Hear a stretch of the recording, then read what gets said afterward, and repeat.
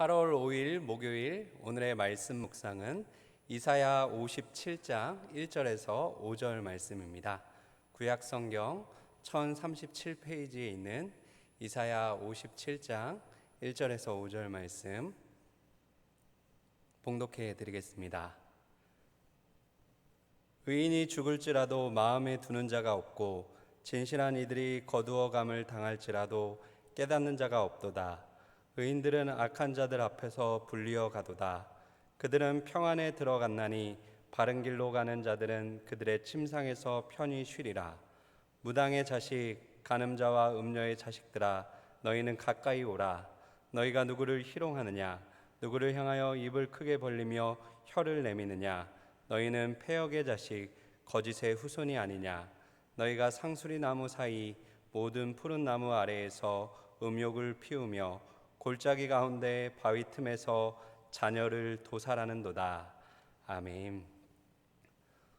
처음에는 한두 사람에서 시작되었지만 시간이 갈수록 이스라엘 백성 전체가 우상 숭배에 물들어 버렸습니다.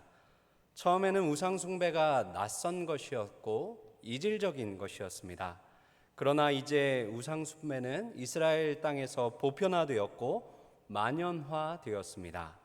5절부터 9절까지 보시면 이사야 선지자는 우상 숭배가 행해지는 구체적인 장소들을 언급합니다.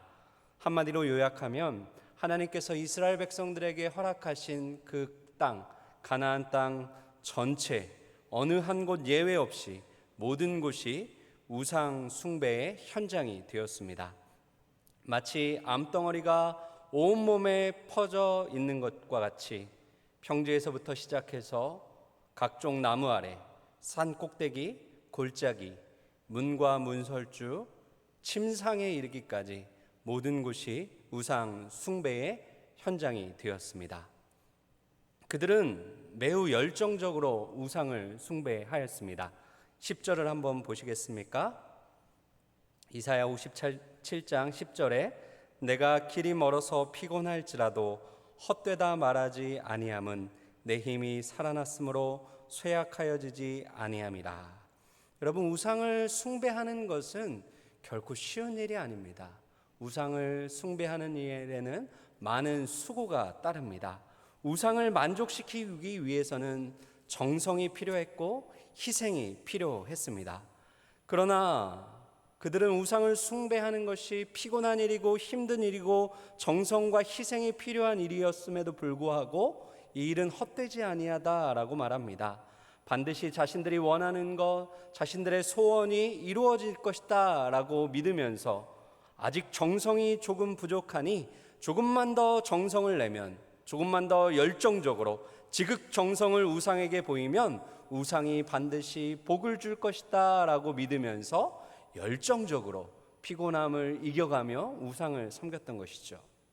여러분, 우상을 섬기는 그들의 열정이 얼마나 대단했던지 그들은 자식마저 우상에게 제물로 바쳤습니다. 5절을 한번 보실까요? 너희가 상수리 나무 사이 모든 푸른 나무 아래에서 음욕을 피우며 골짜기 가운데 바위 틈에서 자녀를 도살하는도다. 우상 숭배자들은 인간이 신에게 바칠 수 있는 최고의 선물은 바로 인간의 생명이다 라고 생각했습니다. 그래서 자신을 생명으로 드릴 수는 없으니 아이들을 제물로 바치면 그만큼 우상이 기뻐하여서 큰 복을 내려주실 것이다 믿으며 그 인신 제사를 우상에게 드리곤 하였던 것입니다. 그러나 여러분, 자녀를 바치라고 요구하는 우상과 성자 예수님까지 아끼지 아니하신 하나님 둘 중에 어느 누가 참 신이겠습니까? 말할 것도 없죠. 하나님은 나에게 가장 소중한 것을 내놓으라고 말씀하시기 전에 먼저 하나님 자신께서 가장 소중한 아들 예수님을 나를 위해 기꺼이 내어 주셨습니다. 우상은 우리에게 희생을 요구하고 정성을 요구합니다. 그러나 하나님은 우리를 위하여 직접 희생을 하셨던 것이죠. 그러나 이스라엘 백성들은 이러한 사랑의 하나님, 참 하나님 여호와를 버리고 우상을 숭배하며 그 우상을 섬기며 끝없는 타락의 길로 들어섰던 것이죠. 여러분, 인간의 타락에는 끝이 없습니다. 타락은 더 큰 타락을 만들어내고 더 큰 타락은 또 더 큰 타락을 만들어내는 눈덩이 효과가 우상 숭배와 타락 안에 있는 것이죠. 여러분, 자녀도 우상에게 바치는 사람들이 누구의 생명인들 소중히 여기겠습니까? 특별히 그들은 의인들을 부당하고 억울하게 죽이는 그러한 불의한 일을 저질렀습니다. 그것이 1절이죠. 1절을 보시면 의인이 죽을지라도 마음에 두는 자가 없고 진실한 이들이 거두어감을 당할지라도 깨닫는 자가 없도다. 의인들은 악한 자들 앞에서 불리어 가도다. 의로운 사람, 진실된 사람들이 억울하고 부당하게 죽임을 당했습니다. 그러나 의인의 죽음에 대해서 마음을 쓰며 관심을 두는 사람은 없다라고 탄식합니다. 너나 할 것 없이 모든 사람이 악한 일들에 대하여 무감각해진 것입니다. 너나 할 것 없이 모든 사람이 나만 손해 안 보고 나만 피해를 생각을 하는 것이죠. 그러나 여러분, 의인의 죽음은 억울한 희생 그 이상의 의미가 담겨 있다고 이사야를 통하여 하나님은 말씀하십니다. 2절입니다. 그들은 평안에 들어갔나니 바른 길로 가는 자들은 그들의 침상에서 편히 쉬리라. 여기 그들은 억울한 죽음, 부당한 죽음을 당한 의인들이죠. 의인들의 평안에 들어갔다라고 말합니다. 여러분, 의인은 분명 부당한 폭력에 의하여 죽임을 당한 희생양들입니다. 하나님과 이웃에게 선을 행하는 사람이 악한 이들에 의하여 희생을 당한다는 점에서 의인의 죽음은 불행한 것입니다. 그러나 다른 한편으로는 죽음을 통해 임박한 재앙에서 벗어나 평안에 들어가게 되었다라고 하나님은 말씀하십니다. 그래서 2절은 의인의 죽음을 가리켜 평안에 들어갔다라고 말하는 것이죠. 의인은 불행하고 억울한 죽음으로 끝난 것이 아니라 하나님께서 의인에게 주시는 영원한 안식, 평안을 얻게 되었다는 것입니다. 따라서 의인의 죽음, 이 억울한 죽음과 부당한 희생은 하나님의 실수하심이 아니라 도리어 하나님의 보호하심이라는 것입니다. 의인은 죽음을 통해 땅에 임할 재앙과 환난으로부터 구원을 받아 평안과 안식, 하나님이 주시는 샬롬에 들어간 것입니다. 이러한 의인의 죽음, 재앙을 보지 아니하고 평안에 들어갔던 대표적인 인물이 바로 구약의 요시야 왕입니다. 요시야 왕은 남유다의 선한 왕으로 평가를 받는 왕이지요. 종교개혁을 통하여 각종 우상을 철저하게 제거하였고 모세의 율법을 따라 여호와 하나님께로 전심으로 돌이켰던 그러한 선한 왕, 의로운 왕입니다. 그런데 이 요시야의 종교 개혁은 성전을 수리하다가 발견한 율법 책에서부터 시작이 되었습니다. 사랑하는 여러분, 개혁은 무엇인가요? 개혁은 없던 것, 새로운 것을 만들어내는 것이 아니라 하나님의 말씀으로 돌아가는 것, 그것이 개혁입니다. 하나님의 말씀대로 나 자신을 새롭게 하고 가정과 교회와 직장과 일터와 이 나라를 새롭게 하는 것이 참된 개혁이자 진정한 부흥임을 요시야가 보여주었습니다. 하나님의 말씀대로 남유다를 새롭게 하였던 요시야의 개혁은 요시야 전에도 없었고 후에도 없었다라고 성경은 기록합니다. 그는 전무후무한 종교 개혁을 이루어내었던 위대한 왕이었습니다. 그런데 이 위대한 왕, 경건한 왕 요시야가 요절을 하게 됩니다. 무기또 전투에서 너무나 허무하게 전사를 하게 됩니다. 여러분, 왜 이렇게 훌륭한 왕, 위대한 왕, 경건한 왕이 요절을 해야 했을까요? 그는 남유다의 빛과 희망이었습니다. 그런데 왜 하나님은 그 빛을, 그 희망을 그렇게 일찍 거두어 가신 것일까요? 요시야의 죽음에 대해 성경은 분명하고 명확하게 이렇게 말합니다. 열왕기 하 22장 20절입니다. 그러므로 보라, 내가 너로 너의 조상들에게 돌아가서 평안히 묘실로 들어가게 하리니 내가 이곳에 내리는 모든 재앙을 내 눈이 보지 못하리라 하셨느니라 하니 사자들이 왕에게 보고하니라. 하나님께서는 요시야가 죽기 전에 선지자를 통하여 그의 죽음의 의미에 대해서 분명하게 말씀하셨습니다. 하나님께서 요시야를 데려가심으로 요시야가 그 재앙을 보지 않게 하셨고 그 환난을 겪지 않게 하셨다, 보호하시고 구원하셨다라는 것이죠. 그러나 성경이 아무리 이렇게 말한들 요시야와 같은 의인의 죽음은 우리 모두를 당황하게 만듭니다. 하나님이 안 계신 것 같고 하나님이 침묵하시는 것만 같은 그러한 일들이, 그러한 현상들이 눈앞에 펼쳐질 때에 의인은 낙심하게 되고 의인은 절망하게 되는 것이죠. 이스라엘 백성들도 마찬가지였습니다. 11절을 한번 보실까요? 내가 누구를 두려워하며 누구로 말미암아 놀랐기에 거짓을 말하며 나를 생각하지 아니하며 이를 마음에 두지 아니하였느냐? 내가 나를 경외하지 아니함은 내가 오랫동안 잠잠했기 때문이 아니냐.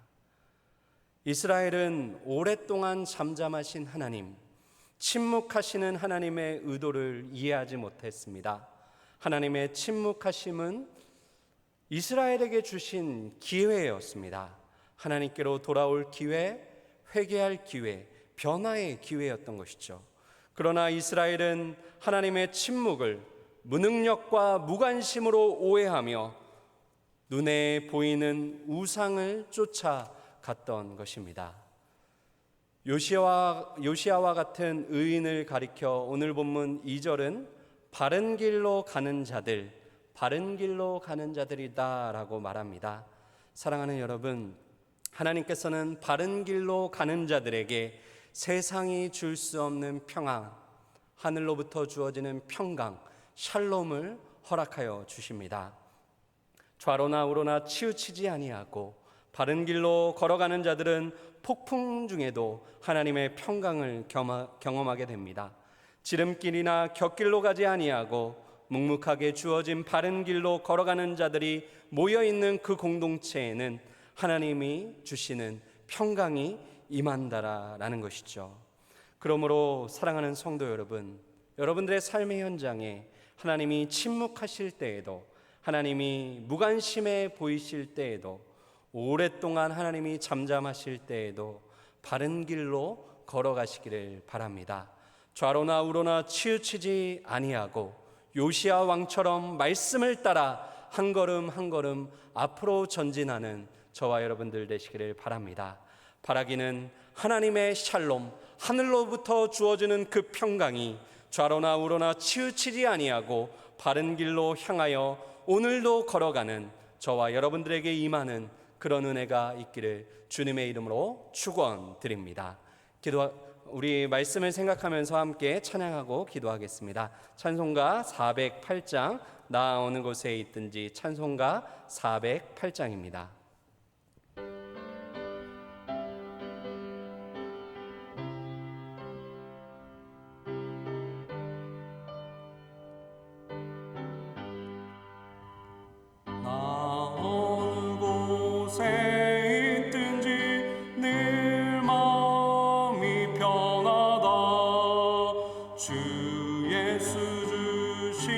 평안아 늘 충만하네.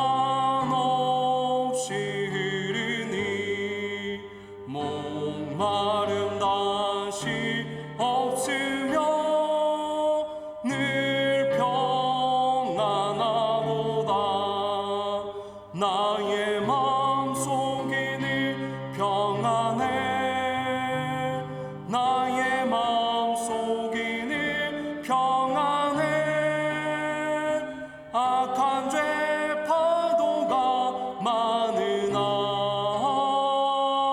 마음이 늘 평안해. 참되신 주의 사랑을 경험치 못하네.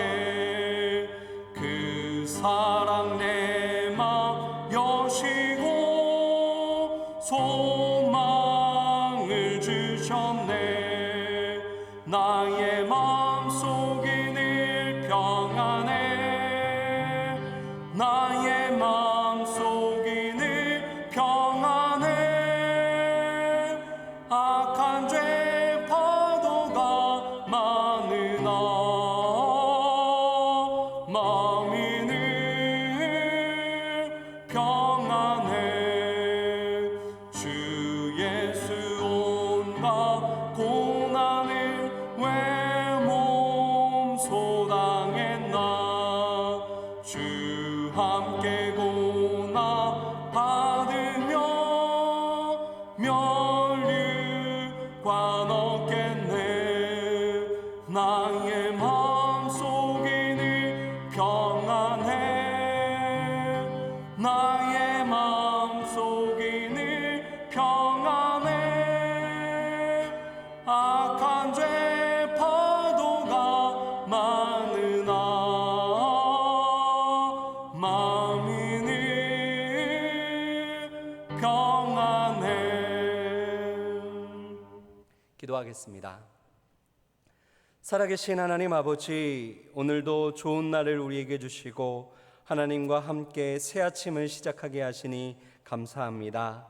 죄와 우상이 만연한 이 세상 속에서 구별된 하나님의 백성으로 바른 길로 걸어가는 이 한 날 되게 하여 주옵소서. 세상 풍조를 따라 좌로나 우로나 치우치지 아니하게 하시고 하나님의 말씀을 따라 진리의 길을 걷게 하여 주옵소서.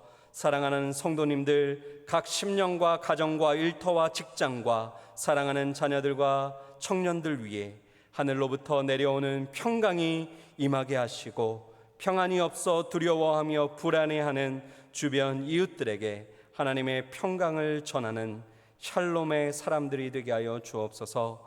감사드리며 평강의 이름 예수님의 이름으로 기도하옵나이다. 아멘.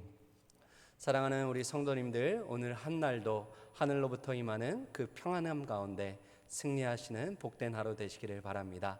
예배를 마치겠습니다. 감사합니다.